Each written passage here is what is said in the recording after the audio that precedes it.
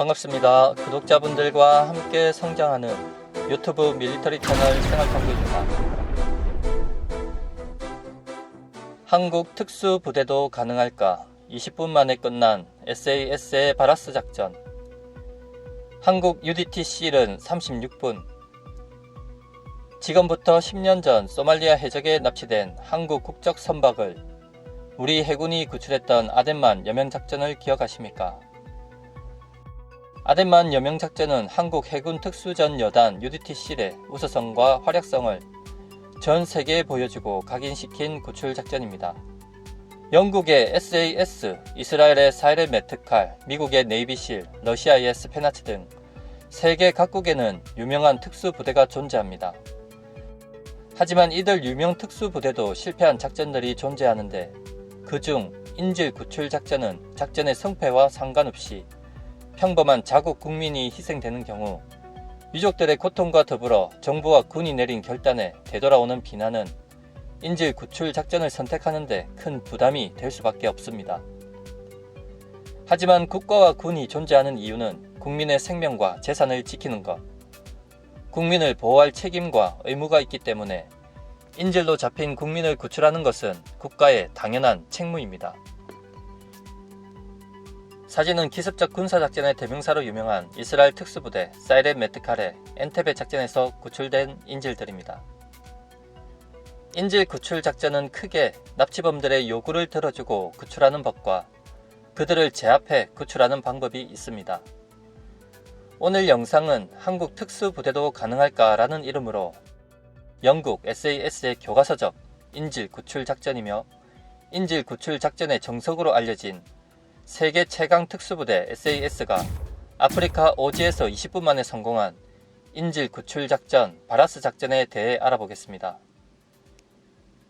이 작전의 무대는 서아프리카의 시에라리온으로 블러드 다이아몬드로 불리는 참상의 중심지에 있습니다. 시에라리온은 1961년 4월 27일 영국으로부터 독립했지만 오랜 내전으로 20만 명의 사상자가 발생하면서 결국 영국은 파병을 결정하게 됩니다. 악명 높은 웨스트 사이드 보이즈 군사 조직에 영국군 11명이 인질이 되다. 2008년 8월 시에라리온 평화 유지 임무를 수행 중이던 앨런 마셜 소령과 부대원들은 이곳의 악명 높은 무장단체인 웨스트 사이드 보이즈의 기지를 정찰하던 중 이들에게 인질로 잡히는 상황이 발생하였고 이들 무장단체는 반란군 혁명연합전선의 리더의 석방을 요구하였는데 영국과의 첫 협상으로 의약품과 전화 등의 요구가 받아들여지자 5명을 석방하였고 나머지 인질은 혁명연합전선의 리더가 석방되면 풀어준다고 협박했습니다.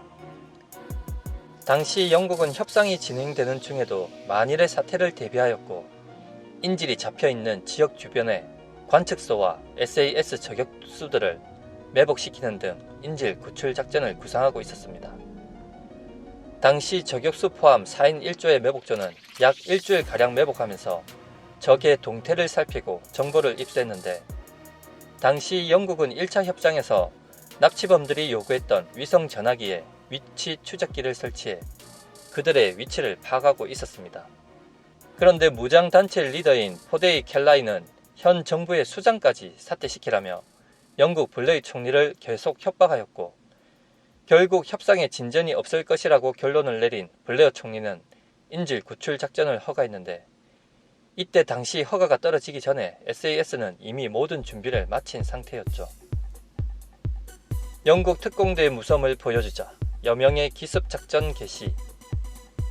인질 협상 과정 중에 영국은 SAS 침투조의 정찰을 통해 무장단체의 규모와 장비 등을 이미 파악하고 있었습니다. 영국 SAS 특수부대의 바라스 작전이 인질 구출 작전의 정석으로 알려진 이유를 보면 협상 초기 구출 작전 수립, 정확한 정보 수집, 후방 교란 작전과 저격조, 적재적소의 기습 작전으로 볼 수 있습니다.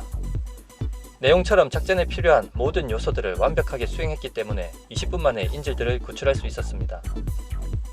당시 무장단체인 웨스트 사이드 보이즈는 노켈강을 중심으로 강의 남쪽 마그베니 마을에는 중화기로 무장한 기지가 있었고 강 북쪽 기지인 게리바나에는 인질들이 잡혀 있었습니다. 결국 작전의 승패는 이돌 두 곳 기지를 동시에 기습하여 제압하는 방법뿐이었습니다. 당연히 구출작전은 대규모 병력이 필요하였고 구출작전의 주력 부대인 SAS와 영국 해군 특수부대 SBS, 육군 1공수 병력 150명이 투입됩니다. 당시 작전에 투입되었던 장비로는 치누크 헬기 3대와 허클리스 수송기에 무장헬기 2대가 실려 시에라리온으로 투입되었습니다. 모든 인질 구출 작전이 그렇듯 바라스 작전 또한 치밀하게 수집된 정보를 바탕으로 작전의 형태는 아주 간단하고 명확했습니다. 먼저 영국의 육군용 무장헬기 2대가 작전을 지원합니다. 3대의 치누크 헬기 중 1번기에는 SAS가 탑재하여 노켈강 북쪽에 게리바나를 기습하여 인질을 구출하고 버릇없는 24살의 웨스트사이드 보이즈 두목을 포획하고, 2번과 3번기는 육군 1공수 병력 100여 명이 탑승해 1번기와 동시에 강 남쪽 마그베니 기지를 공격해 납치범들이 게리바나를 지원하지 못하도록 할 계획이었습니다. 특수부대 SAS의 여명의 기습작전 세부 공개.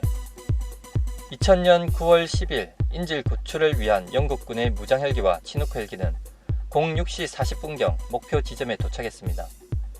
치누크 1번기의 SAS 특공대는 무장헬기 지원을 받으며 인질이 있는 노켈강 북쪽 게리바나 기지의 100m 지점에 착륙했고, 그리고 2번과 3번기는 강 남쪽 마그베니 인근에 착륙했지만 적들의 중화기 공격을 받는 상황이 연출되었습니다. 당시 1번기에서 로프 하강을 하던 SS 대원 1명이 사망했지만 작전은 정광석화처럼 진행되었습니다. 토니 병장, 총은 들고 가야지. 특히 작전 개시 일주일 전 해당 지역으로 미리 침투했던 SAS 저격조는 지상 공격팀을 엄호하면서 적들을 하나, 둘 제거하였고, SAS 저격조와 함께 미리 침투했던 관측조인 영국 해군 특수부대 SBS는 혼란을 틈타 적의 뒤를 기습 공격해 승기를 잡습니다. 이때 치누크 1번기에서 인질 구출을 시도했던 SAS의 구출조는 저항하던 경비병들을 순식간에 제압하였고, 건물로 진입해 인질 6명과 웨스트사이드 보이즈의 두목인 포데이 칼리 등 반군을 체포한 후 15분 떨어진 전진 기지로 후송했는데, 목표 지점 도착부터 인질 구출과 무장단체 두목을 체포하여 후송하는 데까지 겨우 20분밖에 걸리지 않았습니다. 정말 정광석화 같은 구출 작전이었습니다. 그리고 한국 UDT-C의 우수성을 전 세계에 보여줬던 아덴만 여명의 작전도 바라스 작전 못지않은 인질 구출 작전이었죠. UDT-C 공격조 2팀의 성과를 보면 06시 9분 선미 진입이 시작되었고, 06시 15분 송교를 장악, 06시 45분 인질 13명을 구출을 완료합니다. 36분 만에 선미 진입과 선교 장악, 인질 구출 후 수송까지 완료했었죠. 최고의 특수부대 영국 SAS가 보여준 바라스 작전은 SAS의 우수성을 또 한 번 보여주었고, 지금도 인질 구출 작전의 정석으로 알려져 있지만 2011년 1월 21일 한국 해군의 청해부대 소속 UDT-C 팀이 보여준 아덴만 여명의 작전 또한 단시간에 인질 구출을 성공시킨 세계 최고의 인질 구출 작전이었고, 전 세계 한국 특수부대의 우수성을 보여준 계기가 되었습니다.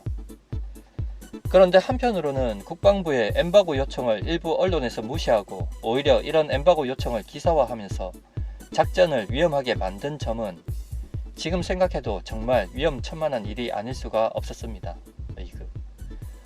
후일담으로 조금 추가를 하자면 아덴만 여명의 작전에 투입된 UDT-C 팀의 전 교관이 바로 지난 천안함 사건 때 실종 장병을 구조하다 순직하신 한주호준이이십니다. 시청해 주셔서 감사합니다. 구독과 좋아요 알림은 기쁨입니다.